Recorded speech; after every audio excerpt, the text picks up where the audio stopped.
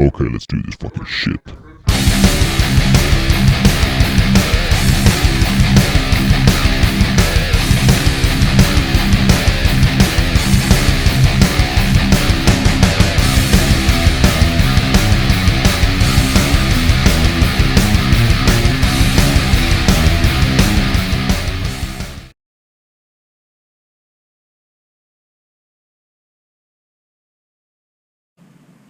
Hey anglers, Bill Scorder, Florida Bass Paddler, and in this quick video we're going to do a walkthrough of my Old Town Topwater 120 PDL so I can show you how I have it rigged. Now this is not a review of the kayak. I haven't done that one yet. I've had the kayak for a couple months, and again, I personally feel that you need to own a product for a while to really put it through the paces before you can do a genuine review on it. So that's coming up. I have done an initial impression video on what I thought the differences were between going from a regular Topwater 120 to the PDL and some of the misconceptions I had. So you could check out that video. But on some of my videos with my Old Town Topwater 120 PDL, people have asked me different questions about different items I have on my kayak. So I figured now's the time to do a quick video walkthrough of how it's rigged, why I have it rigged that way. And if you have any questions, please feel free to comment below. Let's take a look. Okay, so let's start in the front of the kayak. First and foremost, I have a Rogue Fishing Ally stand-up assist strap. Now, I don't use this as a stand-up assist strap, but it's also made to be a great drag line. I have it looped around my front handle there. As you can see, it has a nice, comfortable area here to grab it, and it allows you to pull your kayak if you're pulling it up a hill or have a little bit of a distance to drag it. It's a lot better than having to bend over and grab the front handle of the kayak. Coming around here to the drive, the only thing I've done with the drive is I've added these pedals here. Now, this was not my idea. My friend Nick Beltran, who goes by the handle Tactical Fishing Adventures here on YouTube as well as Instagram, put them on his native, I believe he has a Slayer, or I'm sorry, it's a Titan.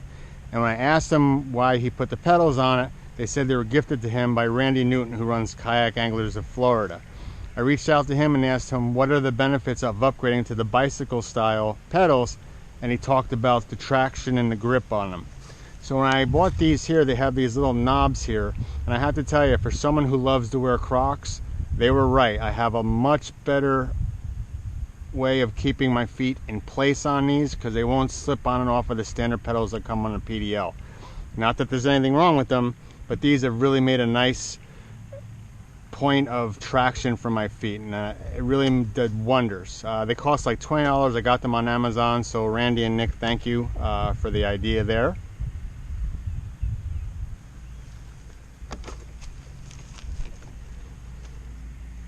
As we come around to this side track here, I have my Humminbird Piranha Max 4DI. It's a very basic unit. I usually only use it for water depth, underwater structure, and water temperature. The depth I mostly use to ensure that I'm not coming up on shallow area that could possibly damage my drive, so I like to use it for that. But obviously, being a fisherman, I also like to look at underwater structure as well as knowing what the water temps are. So I have it hooked up with a 1-inch Ram trackball, a 1-inch double socket 6-inch arm from Ram, as well as a Ram base that accommodates Humminbird fishing products. The wiring is run through the hole here with these West Marine through hole wire caps. I will show you when we get to the other side of the boat where the other one is, and it really made for a nice clean installation. The only other item I have on my track system here is this Yak Attack Tie-Down. I use this in conjunction with my Rogue Fishing phone tether. This kayak has 2 pockets. I can keep my phone here for my pictures, but having this Rogue phone tether right here attached to this point here lets me know that I'm not going to drop my phone in the water, and if I do, it's safely attached to the kayak. It's within reach, and it's really nice and convenient. So that's what I have there.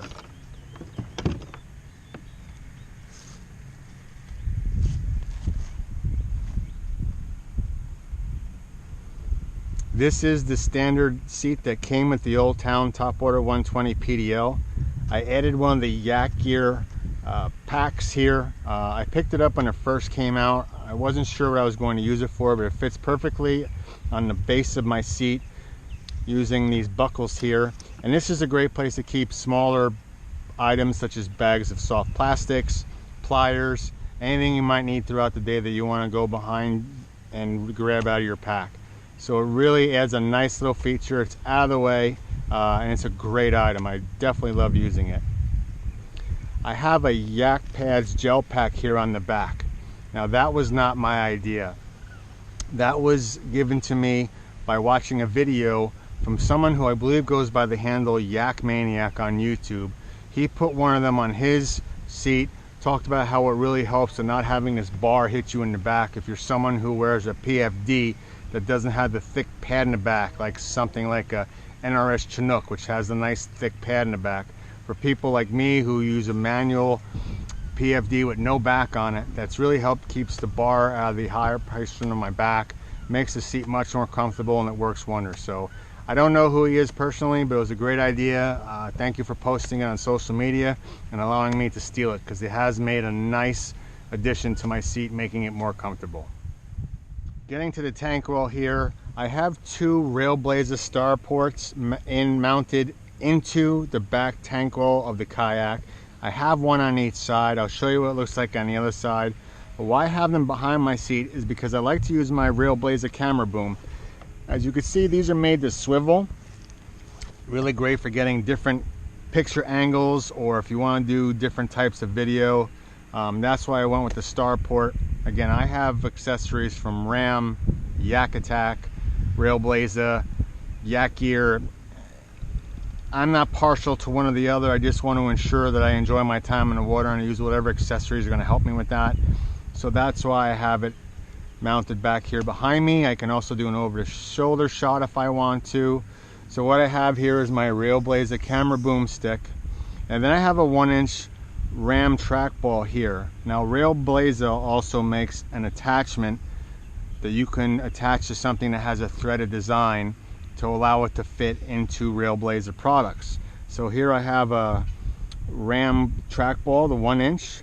This is the 4-inch double socket arm, and then again here I have my Ram ball here, which I have used attached to my GoPro here.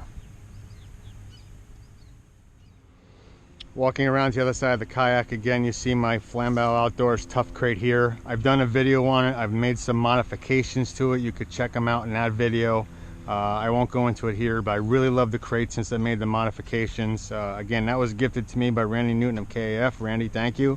Love the crate. Really holds the amount of gear that I need without going overboard. Now here you see the Railblazer starport right here. Has a little convenient cap cover there when not in use. Again, I could put my camera angle on either side, over shoulder shots either side, so that's why I put one on each side here. This piece of sea deck here in the tank well serves as one purpose and one purpose only: aesthetics. I had gotten it from iCast. I didn't know what to do with it. I stuck it there, and hey, it just works. Okay, so on this side of the kayak, I've changed out this handle, and I'm going to tell you why. I am testing out this handle here. This is made by a company called, I believe they're called Navarre Fishing Products. Here's a link to their site. They make some aftermarket products for the Old Town Topwater series as well as the Predator series. This particular side handle, and they also have handles for the front and rear of the kayak, have a built-in track system. As you can see here, I put a Yak Attack Tie-Down here to hold my protector rod leash or paddle leash from rogue fishing. It seems to keep it out of the way. The couple times I've had to use my paddle, this was not in my way. I didn't hit it because that was an initial concern of mine. Again, I only have one of these handles because I wanted to give it a shot. Seems like a really cool product. It's one-piece design, so I'm really thinking that might also be good to have the front handle one in the front of the kayak for a drag strap, so you don't have that flex like you have in the standard Old Town handle. But that's what that is there, and that's why it looks different. And again, I have my protector rod and paddle leash right here from Rogue Fishing, using that in conjunction with this new handle as well as the paddle holder that's come standard on the kayak, and it's duck approved. Okay, looking at the track system here, again I have another Yak Attack Tie-Down here. This one's low profile. I just put it on there. This is the one that comes out to the side. I want to give that one a shot to see which one I like better. I'll probably go with the low profile ones here on both sides. And then again, I have another starport base here made for the track system. I don't have anything there, but really what I use that for is just another camera angle point. I don't put any accessories in it. I leave it on the kayak, so if I want to get a different camera angle, I can just pop the camera stick out of the back and plug it into this one there. As I mentioned earlier, here's the other West Marine through-hole wire cap. This is the one wire that comes up from the transducer that's installed on the bottom of the kayak. The one wire runs up through the hole here. All the wiring is nice and neat on the inside, which I will show you.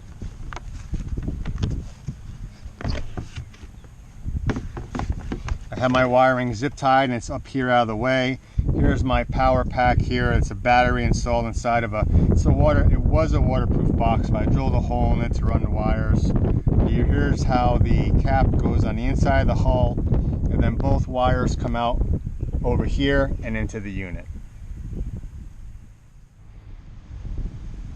Alright guys, that's pretty much it. Again, I keep my kayak really basic. I don't like a lot of bells and whistles on my kayak. It's really set up for my fishing purposes. I enjoy bass fishing more than anything else.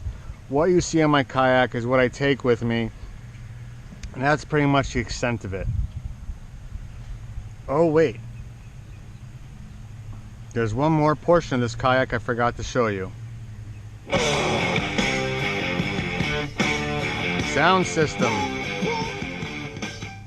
So this is where I keep my speaker here. No, I do not listen to music that loud when I'm fishing. I know full well that the fish would spook from it. But I enjoy music when I'm on the water. If I'm somewhere safe that I know there's no boats, I'll sometimes put my Bluetooth earphones in. If I'm somewhere like a Lake Okeechobee, I have a little bit of a pedal back to the launch, I'll go ahead and listen to music on the way as long as I'm not fishing. It just helps relax me. I enjoy my relaxing death metal music. So I have a G project here. That is the G Drop. Waterproof, shockproof, dustproof, mudproof, everything proof. Sits right into this area here. The West Marine wire cap keeps it up off the bottom of this area here so water could still drain down if need be. And it just has some great sound to it. Well, that's pretty much it, folks. That's how I have my Old Town Topwater 120 PDL rigged up for both fresh and inshore fishing. Everything you see here is what I take out with me. There's no extras or anything along those lines. I like to keep it simple. If you have any questions on any of the particular items on my kayak, please feel free to comment below. If you like what you saw, I ask that you please subscribe. I'm basically a nobody, so every subscriber makes me feel a little more important in this big world. I thank you for watching. I hope to see you on the water, everybody. Tight lines.